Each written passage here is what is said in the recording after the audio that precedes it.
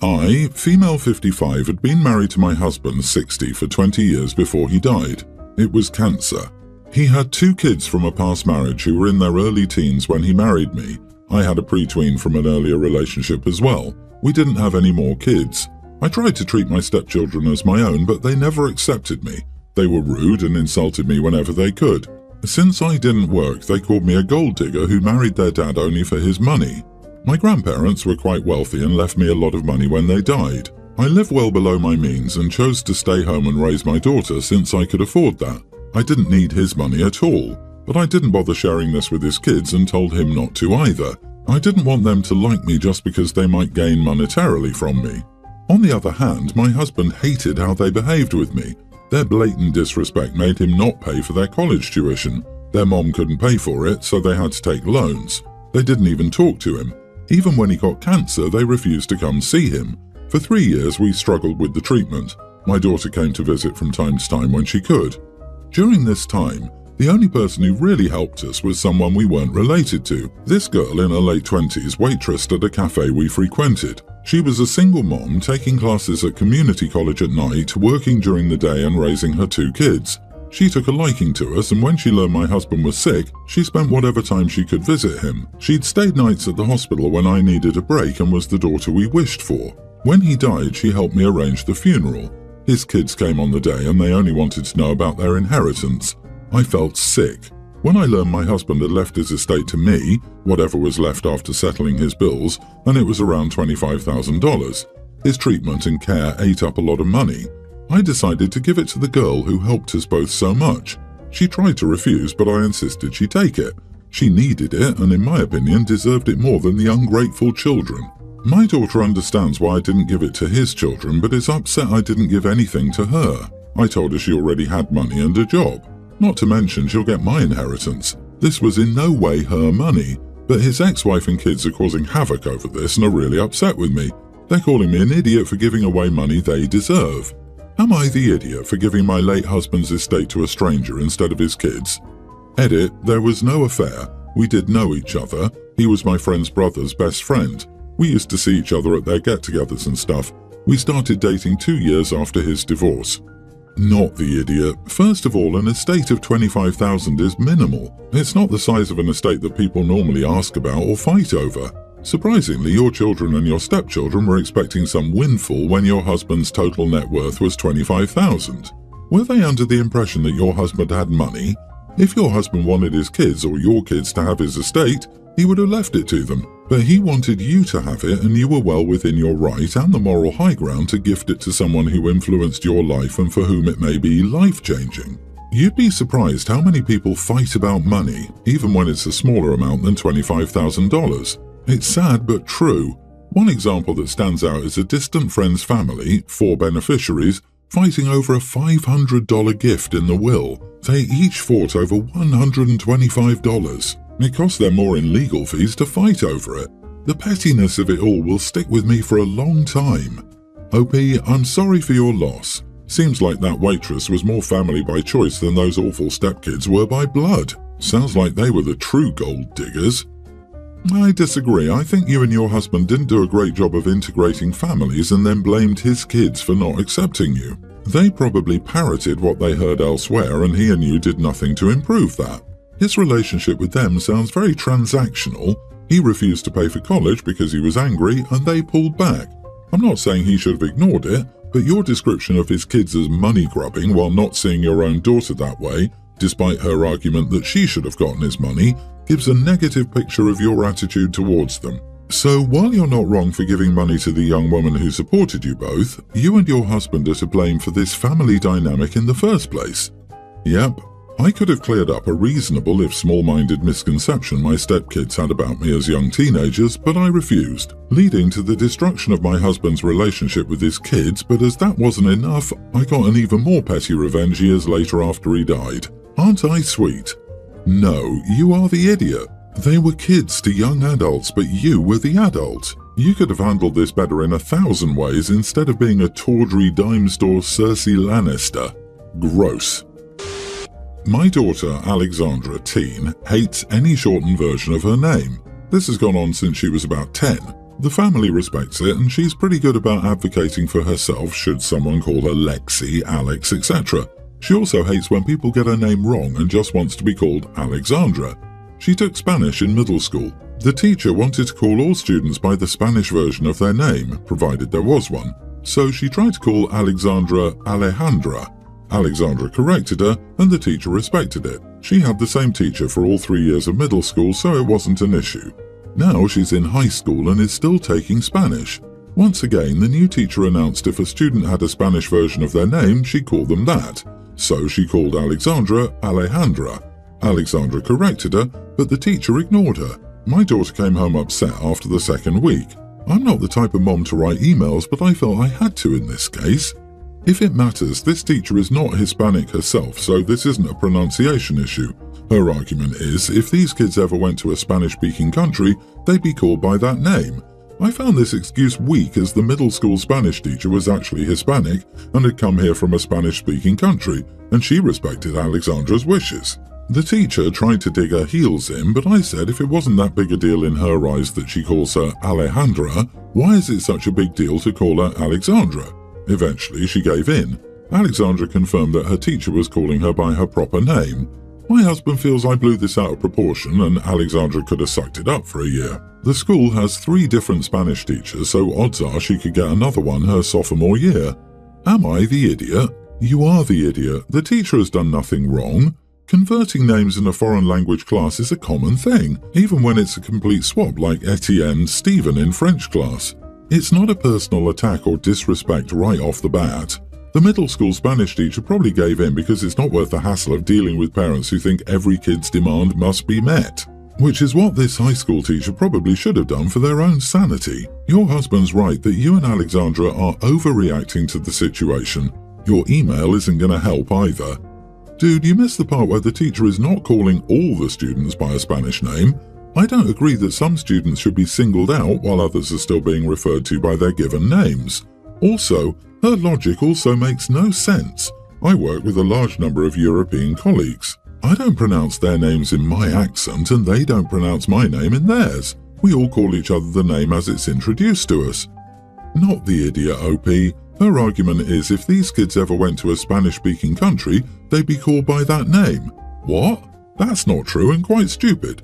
We don't translate names. John can be John in any country. No one would call him Hans, Juan or Giovanni against his will just because there's a local version of his name. The fact is that once someone tells you what they like to be called, it's a tool move to call them otherwise. She's not asking to be called Beyoncé or Cookie, she wants to be referred to by her birth name. It's a shame Dad doesn't have her back as well. I really thought this rich, childless aunt was just for reels and TikToks to make fun. Like an over-exaggerated character, but I, female 41, have noticed that my family has been treating me as such more and more, and I don't know how to feel about it. My partner and I are never the centre of any attention, even if it's something that has to do with us. When we got engaged, my brother was late to the party because he had children. I remember being 20 minutes late once for one of the kids' birthday parties because I had work and was reprimanded for being disrespectful. Our wedding won't be child-free because we're not as important as the children. Remember that they all had child-free weddings, even the ones with children, because they needed a break from being parents on their special day. We're always expected to babysit any time, any day, because we don't have children, so we can't complain. If I say I don't want to, I get asked, what are you going to do with your life day in, day out without any meaning or purpose?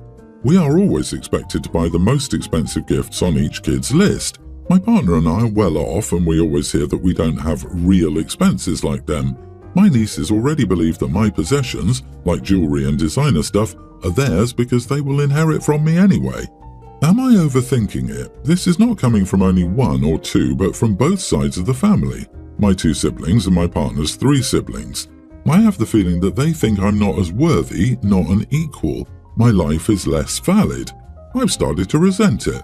I feel like I need to take care of more children than any parents I know because at least parents are only expected to take care of their children.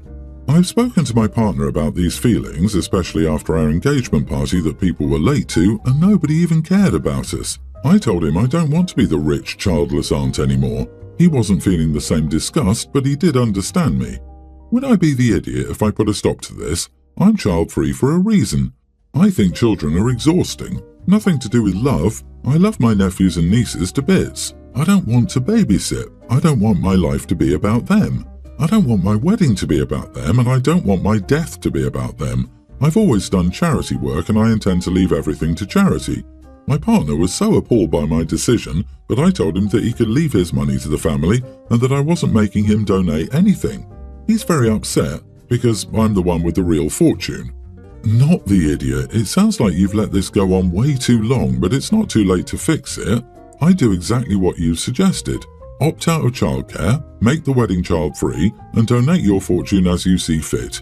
It's yours. And get a prenup while you're at it. Just my 2 cents. Darling, you need to talk to your family. Ask them if they have a problem with your choice to not have children. The passive-aggressive crap, well actually it's just aggressive, LOL, has got to stop. Have you considered moving somewhere further away? That would cut down on 90% of the harassment. I had a procedure done 4 years ago. My mom found out and she told everyone. Until then, they all thought I would change my mind or that I had medical problems that prohibited me from conceiving. Since that day, my mother never spoke to me, and I guess the rest started treating me like a free nanny and an ATM because my life wasn't worth as much. I hear that my life is meaningless and empty all the time, especially when they need a babysitter. I dream about moving away all the time. My partner doesn't want that, however. Meaningless and empty. Wow, that's beyond rude. You need to just block these people all the way out of your life. Seriously, do yourself a favor and cut them out. They're using you, and you have no value in their eyes except for what you can do for or give them. Stop babysitting. Have a child-free wedding. Donate everything you want to any charity you want if that's what you want to do. Your nieces aren't entitled to any of your belongings, nor is your family. You could have thought about leaving something for them in a will, but since they treat you this poorly, I advise you against it. Don't reward poor behavior. How sure are you that your partner isn't secretly hoping you'll change your mind about kids too? The combination of him not standing up for you, being upset at your desire to donate all your money to charity, and not being willing to move away from this BS is concerning. I'm always a super worst case scenario person, but would he go as low as to sabotage your birth control? He seems like a greedy goblin, and I bet it's his nieces who look at your things with greedy goblin eyes. My brother is a deadbeat dad to 2 of his kids, his oldest 2 sons. He abandoned his ex and went out of his way to ensure she didn't get child support out of him. By the time his oldest would be old enough to start figuring crap out, she moved so they could have a fresh start and not worry about possibly finding out how much he didn't want to be their dad. She also cut me out of their lives, which I got. After all, I was the younger brother of the guy giving her and her kids the middle finger after creating both kids, so I'm probably not someone to fully trust. The boys and I have contact now that they're both adults. My brother isn't aware of this. We're mostly estranged and I don't think highly of him. I'm a single dad and would never abandon my kids. My brother got married 5 years after he abandoned his sons. His wife wanted to meet me when they got engaged and made a big deal out of us not being close and me saying no to meet her several times. She pushed me on why and I said I didn't respect deadbeat parents. She said he wasn't a deadbeat and his ex kept him away from the kids. I told her that was a lie and he'd gone out of his way to sever his obligations to those boys. She didn't believe me. I told her I was present during fights between him and his ex. I'd heard him say he didn't give a crap about those boys. She dismissed what I said. They got married and now they have some kids together. I don't even know how many for sure. A few weeks ago, she reached out to me and said my brother had admitted to abandoning his older sons and made sure she never got a cent from him. She was saying how wrong that was, but now that she knows, she feels like the kids should all meet and she'll find the boys and tell them they need to meet their siblings. I asked, "Are you serious?" and told her she shouldn't track down the kids he abandoned to tell them they needed to meet the kids he didn't abandon. She defended what she wanted and said her kids deserve to know them and 2 grown men should want to know their family. I told her she had no business interfering in this when it had nothing to do with her. I reminded her that kids are related biologically, but leave it for them to decide in the future. Do not try rubbing this in their faces. She doesn't know that my nephews already know my brother had more kids. They don't care. They've said they will never want a relationship with them. She said it has everything to do with her and I'm being an idiot. Am I the idiot? Not the idiot. Your brother's wife is really overstepping on this. She should be worried that her husband lied to her concerning what happened with his first marriage and his children because Sure as crap, he'll do the same thing to her if given a chance. These two grown nephews have nothing to gain by befriending their sperm donor's current kids. Yeah, she's hoping she can get the sons her deadbeat husband abandoned to play happy families with her kids. She can carry on with her "he won't do it to our kids" Delulu fantasy. If she wants to keep living in La La Land, that's her issue, not OP's nephew's problem. She was warned she was marrying a deadbeat, but the rose-tinted glasses were too strong. Nailed it. She's trying to fix her husband's mistake so that somehow it'll rub off on him and prevent him from doing it again. In that sense, and only in that sense, does it have everything to do with her. OP has my respect for seeing through this request as selfish and protecting his nephews from this dumpster fire she's trying to light. When this all blows up in her face, and it will, you can tell her that you tried to warn her to stay out of it.